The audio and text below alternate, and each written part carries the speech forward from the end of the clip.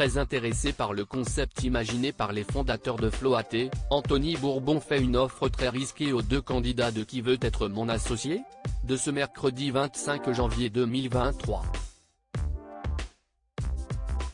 Un sacré coup de poker. Ce mercredi 25 janvier 2023, Anthony et Philippe espéraient convaincre les investisseurs de Qui veut être mon associé ? Grâce à leur marque Floaté et leur t-shirt anti-noyade, qui se transforme en gilet de sauvetage si l'enfant tombe dans l'eau. Après une démonstration très réussie, ils demandaient 100 000 € contre 10% de leur entreprise.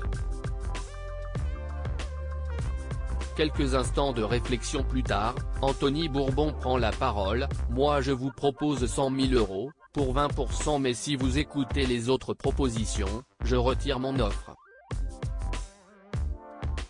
Donc soit vous les acceptez tout de suite, soit vous perdrez mon offre », lance-t-il, très sûr de lui. Qui veut être mon associé ?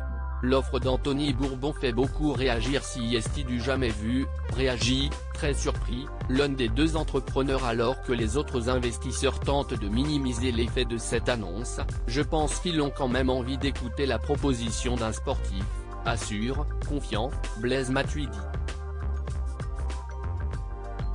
Mais Anthony Bourbon ne se démonte pas. CIST à vous de voir.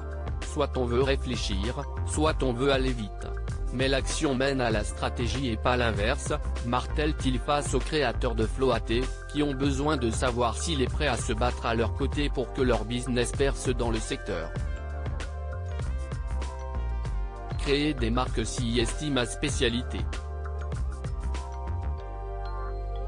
Je pense, honnêtement, être le meilleur investisseur en France, aujourd'hui, pour vous accompagner et vous ouvrir les réseaux de distribution. La mission est magnifique. Si on deal maintenant on sera ravi d'avoir fait quelque chose d'exceptionnel, a-t-il renchéri pour les convaincre. Les créateurs de Floaté tentent le tout pour le tout. Anthony et Philippe ont alors pris quelques instants à l'écart pour se concerter. Mais CIST un braquage à l'italienne qu'il nous fait, là, remarquent-ils en sortant du plateau. Les autres investisseurs sont partagés sur la méthode d'Anthony Bourbon.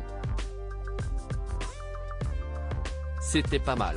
Je trouve que CIST intelligent, la preuve, ils sont partis réfléchir. Sinon, ils seraient restés, complimente Delphine André. Éric Larchevêque espère encore avoir ses chances, ils n'ont pas voulu t'humilier, donc ils ont fait semblant d'aller discuter. Mais je pense que CIST impossible qu'il accepte.